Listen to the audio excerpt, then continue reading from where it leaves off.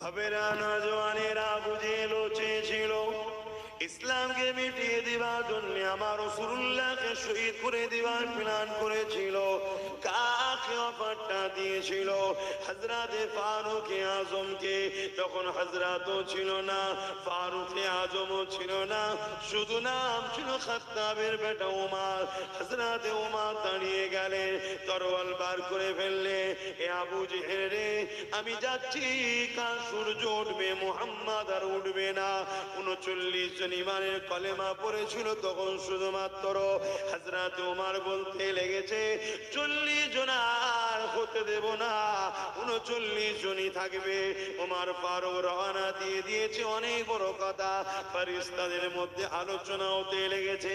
ওমরকে আল্লাহ এত ক্ষমতা দিয়েছিল, জাহিলিয়াতের যুগে যখন ছিলে এমন দাবদাবা ছিল, পুরো মক্কায় কেউ তার বিরুদ্ধে কথা বলার ক্ষমতা ছিল না। ওই সময় ফেরেশতাদের মধ্যে আলোচনা হতে লেগেছে। আমার আল্লাহ পাক বলতে লাগলে, হে আমার ফেরেশতারা, উমরকে যেতে দাও। উমর বলে 39 থেকে 40 হতে দেব না। আমি আল্লাহ উমরকে 40 নম্বর মুসলমান বানিয়ে দেব। আরো জোরে বলুন সুবহান। সব ক্ষমতার মালিক কে? কখন যে হৃদয়ে কার রাজত্ব চলে আসবে কে বোঝে বলো না। দিল দিতে লাগে না, দিল অটোমেটিক চলে যায় কিনা। একে পুরো কন্ট্রোল কারো চলে না, আল্লাহ চলে। উমার তরোয়াল নিয়ে বেরিয়েছে, আমার রাসূলের শহীদ করে দেবে। আমার নবীর দরবারে গিয়ে আঘাত দিয়েছে। ভেতর থেকে এক সাহাবী জিজ্ঞেস করছে, কে? খাত্তাবের বেটা উমর। সাহাবা হুজুরদের মধ্যে হালচাল শুরু হয়ে গেছে, কি হবে আজ, আমাদের আর রেহাই নেই।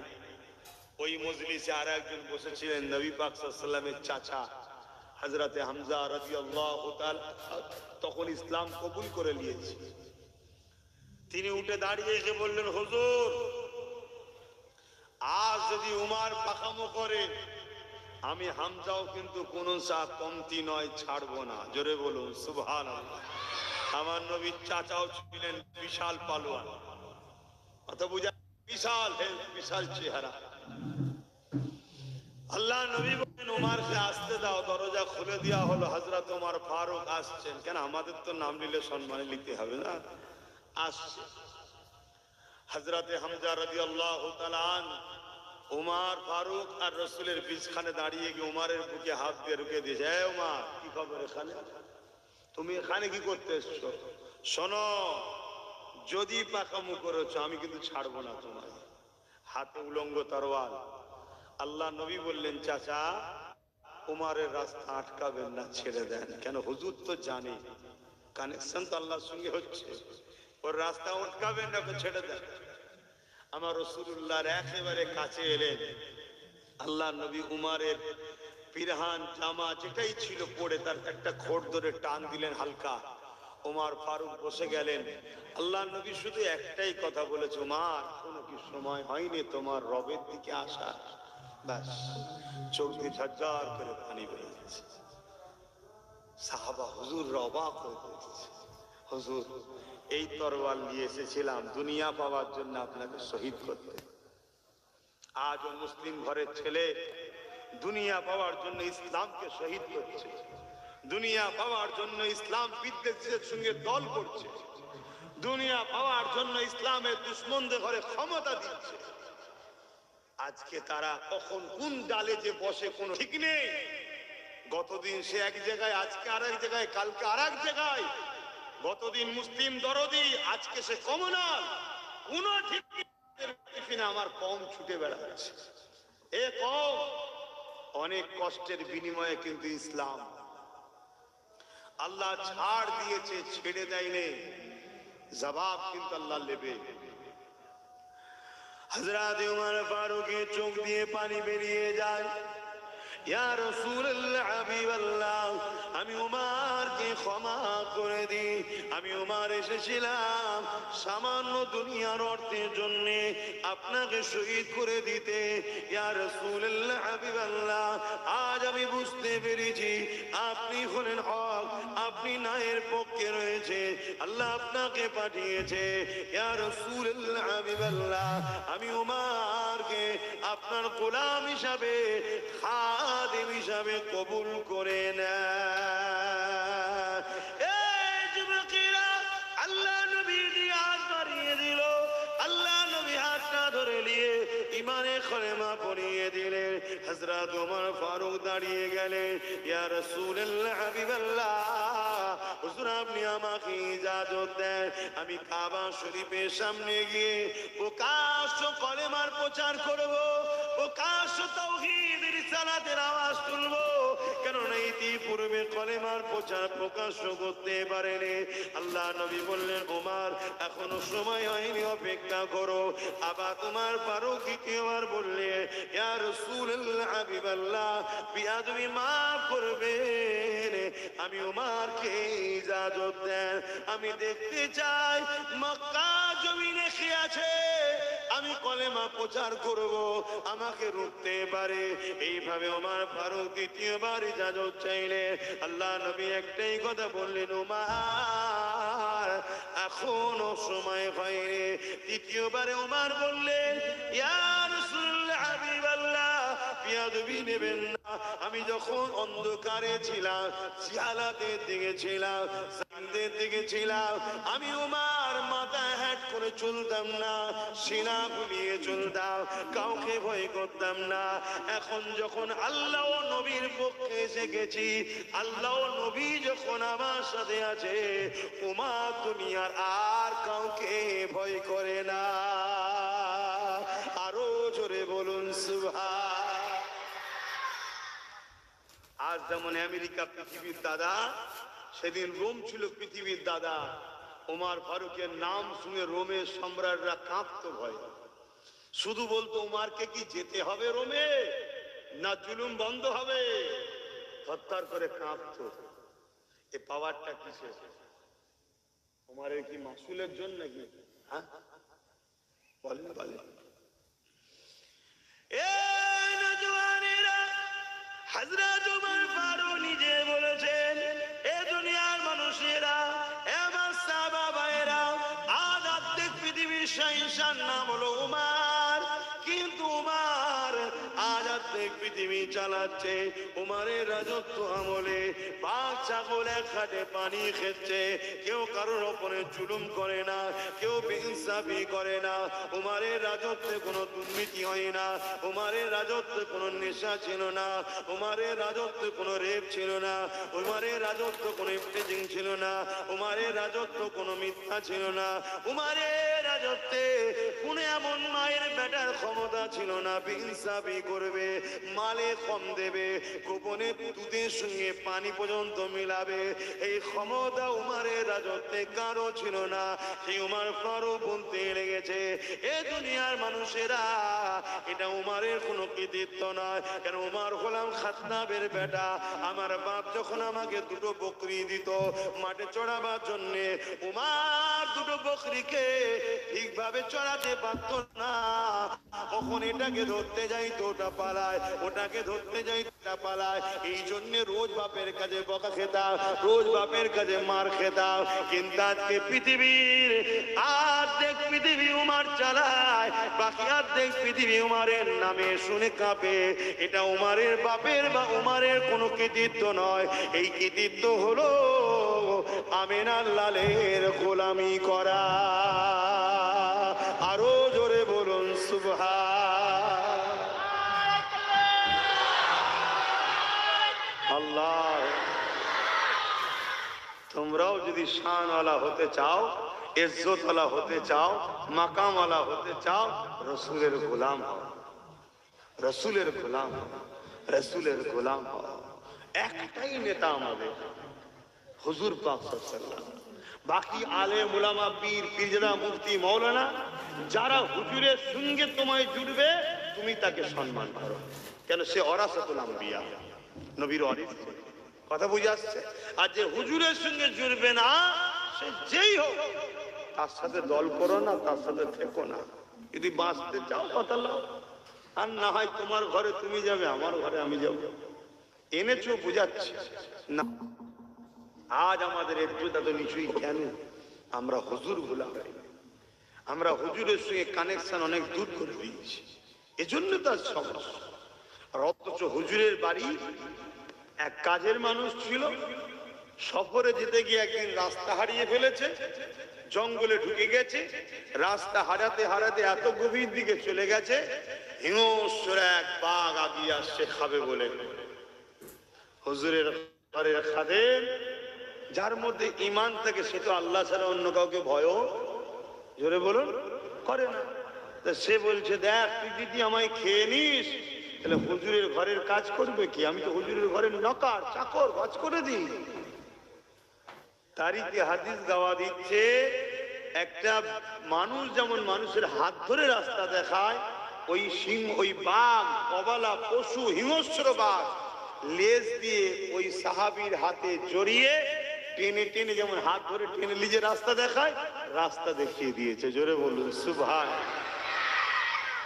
আমাদের দিলে হুজুরের প্রেম আদব কমে গেছে, ঈমান দুর্বল হয়েছে, আমরা একে তাকে ভয় করছি।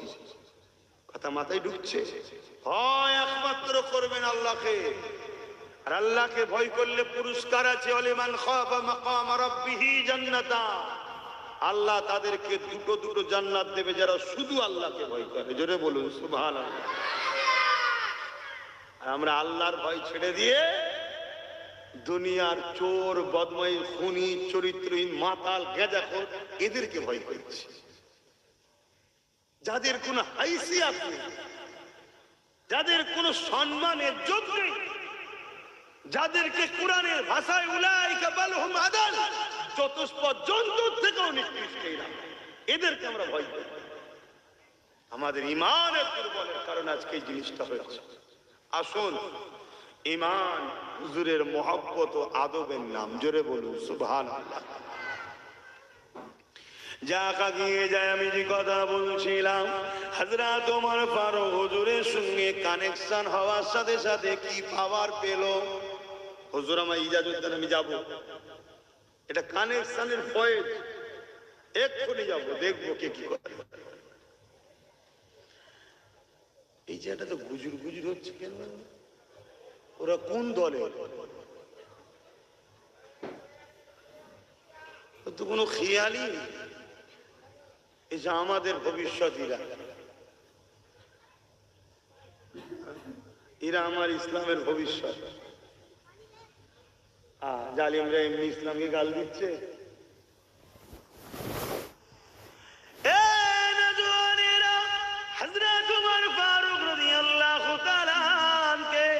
আল্লাহ নবী ইজাজত দিয়ে দিলেন, নবী আমার দুটো কাতার তৈরি করলেন, একটা কাতারের সামনে দাঁড়িয়ে আছে হযরত ফারুক আযম, আর একটা কাতারের সামনে দুজনে সুলতান নবীর নবী হযরত মুহাম্মদ আরবি সাল্লাল্লাহু আলাইহি ওয়াসাল্লাম দাঁড়িয়ে আছে। এইভাবে দুটো কাতার বেরোতে লেগেছে, ওই কাতারে আওয়াজ হতে লেগেছে, লা ইলাহা ইল্লাল্লাহ মুহাম্মাদুর রাসূলুল্লাহ, আশহাদু আল্লা ইলাহা ইল্লাল্লাহ ওয়া আশহাদু আন্না মুহাম্মাদান আবদুহু ওয়া রাসূলুহু। এই স্লোগান দিতে দিতে আল্লাহর কাবায় গিয়ে হাজির হয়ে যায়। এদিকে মক্কার মুশরিক জালিম সরদারেরা, নেতারা, তারা উলঙ্গ তরোয়াল নিয়ে বেরিয়ে পড়েছে। কার এত বড় সাহস প্রকাশ্য কাবার সামনে তাওহীদের প্রচার করে, রিসালাতের প্রচার করে? কার এত সাহস প্রকাশ্য কাবার সামনে তাওহীদের প্রচার করে, রিসালাতের প্রচার করে? এই যুবকেরা, মক্কার জালিম বেঈমান তারা সরদারেরা যখন তরোয়াল নিয়ে বেরিয়েছে, এগিয়ে সেই যখন ওমর ফারুককে দেখেছে, যেমন জোকের মুখে নুন দিলে ছিটকে যায়, ওই রকম সবাই দমকে গেছে, ওই রকম সবাই পিছিয়ে গেছে। ওমর ফারুক বলছে, কার ক্ষমতা আছে?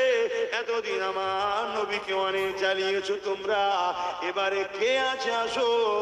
মুহাম্মদ আরবির সামনে উমার দাঁড়িয়ে আছে। আরো জোরে বলুন সুবহান। সব তরবাল রেখে দিয়ে নিচুই নামে যে যার ঘরে ঢুকে গেছে, একটা কারো ক্ষমতা হয়নি সামনে এগিয়ে যায়।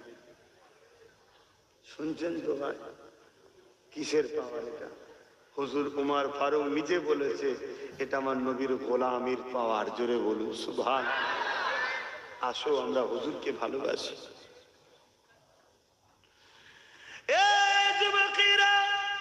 ইমান এমন একটা পাওয়ার, ইমান এমন একটা নিয়ামত, ইমান এমন একটা ক্ষমতা, পৃথিবীর যুগে যুগে সুপার পাওয়ারেরা পারমাণবিক বোমা তৈরি করতে পেরেছে, কিন্তু ইমানদারদের ঘরে খাবরাতে পারেনি। পৃথিবীর জমিনে সুপার পাওয়ারেরা লক্ষ লক্ষ কোটি কোটি মুসলমানদেরকে কতল করেছে, কিন্তু ইমানদারদের ঘরে খাবরাতে পারেনি। এই ইমানটা কি জিনিস, এই বিষয়ের একটা কথা বলি শোনে। চিঙ্গিস খানের নাম সবাই শুনেছে, একটা আতঙ্কের নাম চিঙ্গিস খান। চিঙ্গিস খান যে শহরটা দখল করত, চিঙ্গিস খান যে এলাকাকে দখল করত, ওই এলাকার গাছপালা তরুলতা পশু পাখি জীবজন্তু মানুষের বাচ্চা কাউকে বাদ দিত না, সবাইকে কতল করে দিত, সবাইকে পুড়িয়ে ছাড়খাড় করে দিত। এত আতঙ্ক ছিল চিঙ্গিস খান। ওই চিঙ্গিস খান একদিন বাগদাদের জমিনে হামলা করলো। এক বিশাল মাদ্রাসা, বাগদাদের জমিনে মাদ্রাসাকে হামলা করে ওই মাদ্রাসা যত ছাত্র ছিল সবাইকে চিঙ্গিস খান কতল করে দিল। রক্তাক্ত হয়ে গেল নবীর ঘরটা, মাদ্রাসা খুন বইতে লেগেছে, মাদ্রাসার লাইব্রেরিতে আগুন ধরিয়ে দিল, কিতাব কোনো পুড়ে যেতে লেগেছে। এ যুবকেরা, আমাদের উপরে জুলুম আজকে নতুন নয় গো, আজকে নতুন নয়, খাবরাবার কিছু নাই। এই ভারতবর্ষের জমিনে ব্রিটিশ কম জুলুম করেন উলামাদের উপরে, এই ভারতবর্ষের জমিনে ব্রিটিশ কম অত্যাচার করেন আলেমে হাক্কানীদের উপরে। তবে মনে রাখবেন উলামা দুই ধরনের হয়।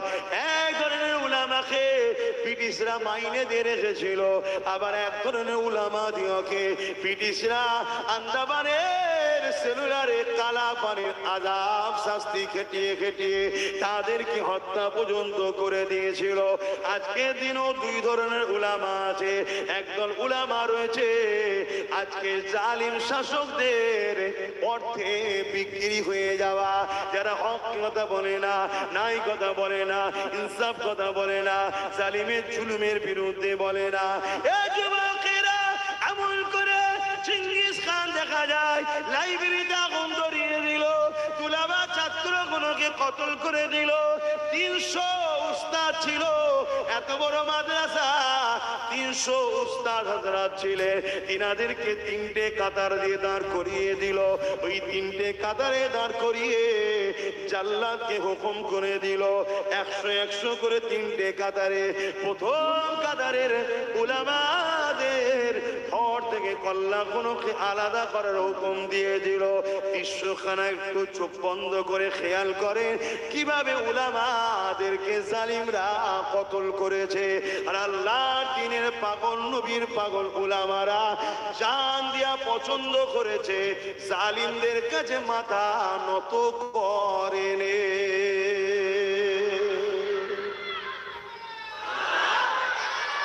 আল্লাহ, ওই মরণ কত সৌভাগ্যবান যে মরণটা আল্লাহ রসুলের জন্য হবে। কত সৌভাগ্য, মরতে তো হবে সেই রে বাবা, মরতে তো সেই হবে। আল্লাহ রসুলের পক্ষে দাঁড়িয়ে হক কথা বলার জন্য মরণ, এই মরণ খুব নসিবওয়ালাদেরই হয়, সবার কিসমতে হয় না বাপ, সবার কিসমতে হয় না। তো একটার পর একটা উলামাকে কতল করছে। প্রথম কাতারে একটা বয়স্ক বুজুর্গ আলেম ছিল, শুনছেন তো আপনারা? এই পিছনের ভাইগুলো শুনছেন তো? আসুন। আজ আমার সমাজ নেশাতে ডুবে আছে, এজন্যই তো আজ আমাদেরকে লুটছে। আজ সমাজ লোভ লালসায় ডুবে গেছে, এগুলো প্ল্যান করে করা হয়েছে। কেন এ জাতি যদি জেগে থাকে, আচ্ছা আচ্ছা জাহান্নামের কুকুরদের ঘুম হারাম করে দেবে। এ জাতিকে ঘুম পড়াও, তার জন্য মদ দাও, টাকা দাও, নারী দাও, যা দেবে দাও, ঘুমোতে দিতে পারে না। আমাদের জুলুম, অত্যাচার, রাহাজানি, স্বৈরাচারী সব এ জাতি জেগে গেলে ঠান্ডা করে দেবে। শুনছেন তো? এ জাতি ঘুমোচ্ছে বলেই তো তিলোত্তমা গুনা কোনো ইনসাফ পাইনি। এ জাতি যদি জেগে যেত ইনসাফ পেয়ে যেত। এ জাতি ঘুমোচ্ছিল বলেই তো তামান্নার মতো ছোট্ট বাচ্চা কন্যাটা বোমের আঘাতে মারা গেল, ইনসাফও পেল না। এ জাতি ঘুমোচ্ছে, এ জাতিকে ঘুম পড়িয়ে রাখা হয়েছে। তবে জাগো, যদি না জাগো ঘুম ভাঙবে যেদিন দেখবে জাহান্নামে কাতার দিয়ে রেখেছো, সেদিন আল্লাহ তোমার হিসাবটা নেবে। তোমাকে আল্লাহ পাঠিয়েছে এই জমিনের উপরে ইনসাফ কায়েম করার জন্য। নামাজ পড়তে হবে ব্যক্তি জীবনের জন্য, রোজা রাখতে হবে ব্যক্তি জীবনের জন্য, হজ করতে হবে ব্যক্তি জীবনের জন্য, দাড়ি টুপি ব্যক্তি জীবনের জন্য। এখানে যদি ভুলও হয়ে যায় আল্লাহর কাছে কাঁদলে ক্ষমা করে দেবে আল্লাহ বলেছে। কিন্তু হক নাও যদি কেউ মারে আল্লাহ বলেছে আমি ক্ষমা করব না, ও যদি ক্ষমা না করে। তোমার উপরে তোমার সমাজের হক নাই, তোমার উপরে তোমার মা বেটি বোন নারীদের হক নাই। আজকে তুমি আমি ঘুমোচ্ছি বলেই তো সমাজের নারীরা রেপ হচ্ছে। মুসলিম সমাজ যদি জাগতো এ সমাজের বেটি কখনো রেপ। কথা বুঝছেন না? বুঝেন? এদেরকে ঘুম পড়িয়ে রাখা হয়েছে। আর আব্বাস সিদ্দিকী যখন এদেরকে জাগাবার চেষ্টা করে তখন আব্বাস সিদ্দিকীর হজকে কাটিং করা হয়, 20 সেকেন্ডের বক্তব্য ছাড়া হয়, 30 সেকেন্ডের বক্তব্য ছাড়া হয়। আগে পিছুর কথাকে কেটে জোর করে একটা নতুন কিছু ওয়ার্ড তৈরি করে সেটাকে বাজারে খাওয়ানো হয়। এআই করে আব্বাস সিদ্দিকীর মুখকে চেঞ্জ করে জালিমদের নেতাদের সঙ্গে মিলিয়ে দেওয়া হয়। আব্বাস সিদ্দিকী গিয়ে সাধারণ মুসলিম সমাজ ঘৃণা করে যে আব্বাস খারাপ লোক। এটাই তো পরিকল্পনা চলছে। কিন্তু মনে রাখবে আমি এতটুকু বুঝি, আল্লাহ সুযোগ দিলে বলবো, না সুযোগ দিলে বলবো না। সুযোগ দিয়েছে বলছি, না কিয়ামত দিন করবে আল্লাহ। বলিস নি কেন? সুযোগ নেই, কিয়ামত দিন বলবো আল্লাহ সুযোগ ছিল না তো বলবো কি করে? আপনি আমায় নিয়ে যান না, আপনি আমাকে মেম্বার দেন না, লোক আসেনি, আমি কাকে বলবো? কথা কিছু বুঝে আসছে? অতএব সুযোগ যখন দিয়েছে বলতে হবে, না হয় আল্লাহ ধরবে, আমাকেও ধরবে। যে কথা বলছিলাম এমন বিপাকের প্রেমিকেরা জুলুম যুগে যুগে আমাদের উপরে হয়েছে। ওই উলামাদের মধ্যে থেকে প্রথম কাতারে একজন বুজুর্গ উলামা ছিলেন। তিনি প্রথম কাতার থেকে দ্বিতীয় কাতারে চলে গেল। চিঙ্গিস খান দেখার পরও কিছু বলল না। আবার চিঙ্গিস খান হুকুম করে দিল দ্বিতীয় কাতারে উলামাদেরকে কতল করে দাও। প্রথম কাতারে 99 জন কতল হয়ে গেল। একজন মুরব্বী ছিলেন দ্বিতীয় কাতারে চলে এলো। দ্বিতীয় কাতারে 101 জন হয়ে গেল। দ্বিতীয় কাতারে এখন কতল শুরু হয়েছে। ওই উলামা মুরব্বী যিনি ছিলেন তিনি তৃতীয় কাতারে চলে গেল। দ্বিতীয় কাতারে 100 জন শহীদ হয়ে গেল। 199 জন কতল হয়ে গেছে, আর 101 জন বাকি রয়েছে 3 নম্বর কাতারে। চিঙ্গিস খান গিয়ে এসে বলতে লেগেছে, এ মুরব্বী তুমি এবারে কোন জায়গায় যাবে? প্রথম কাতার থেকে দ্বিতীয় কাতার, দ্বিতীয় কাতার থেকে তৃতীয় কাতার, এবারে তুমি কোথায় যাবে? আর তো কোনো কাতার না। ঈমান কাকে বলে দেখেন? আল্লাহ পাকের আলেম বান্দাটা আসমানের দিকে শাহাদাত আঙ্গুলটা তুলে বলেছিল, আল্লাহ আমাদের আছে। আরো জোরে বলুন সুবহান। এখানে পা ধরে ফেলেন যে আপনি বাঁচান আমাকে। এখানে কি বলছে? আল্লাহ আছে। যখনই বলেছে চিঙ্গিস খান রেগে গেছে। রেগে গিয়ে জাল্লাদকে বলছে আগে এই মুরব্বী উলামাটাকে কতল কর। বাস চিঙ্গিস খানের মুখ দিয়ে যেই বেরিয়েছে যে সত্যি আল্লাহ আছে দিল থেকে বলে, আল্লাহ তাকে বাঁচাবে না বাঁচাবে? মুখে বলা দিলে বলা আলাদা বাপ। কথা বুঝে আসছে?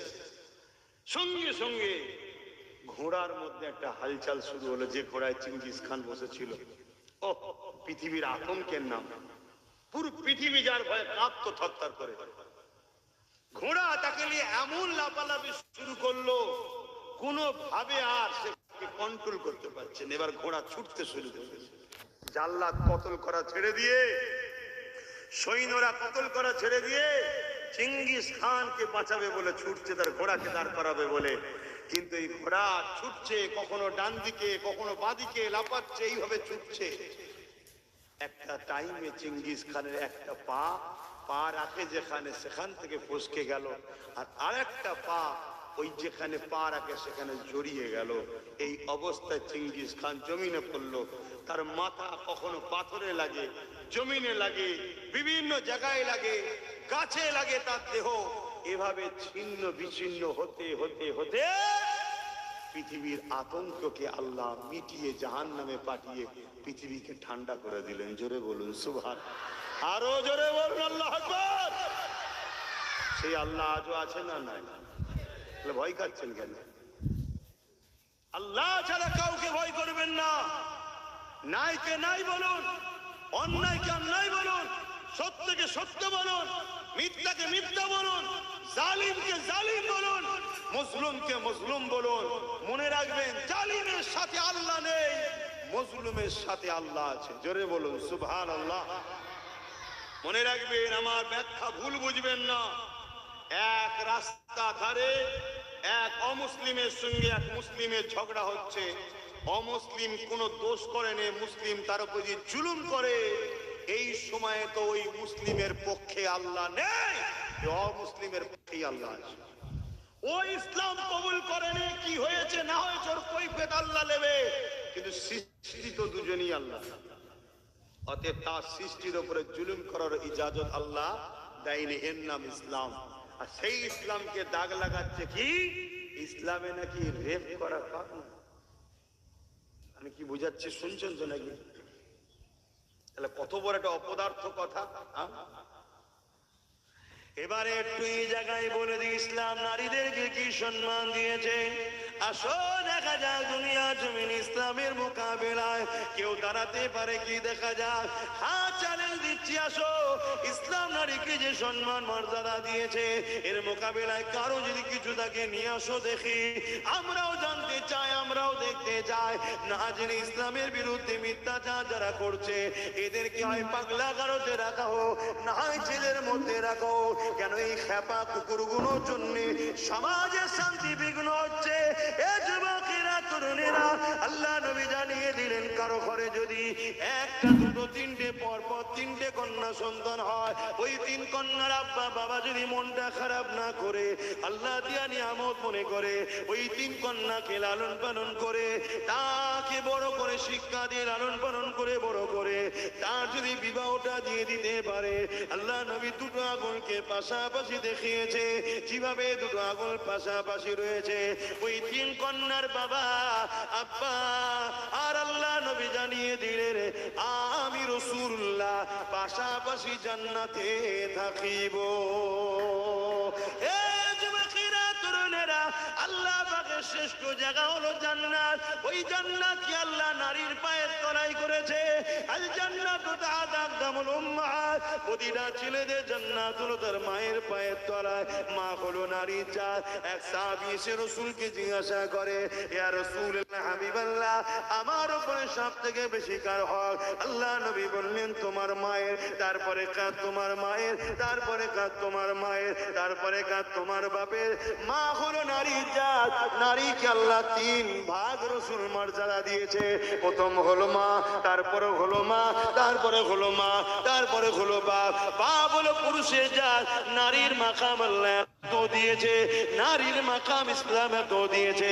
আর একটু আগে চলে, এ যুবকের আল্লাহ নবী জানিয়ে দিয়েছে, একটা একটা নারী, একটা একটা জান্নাত।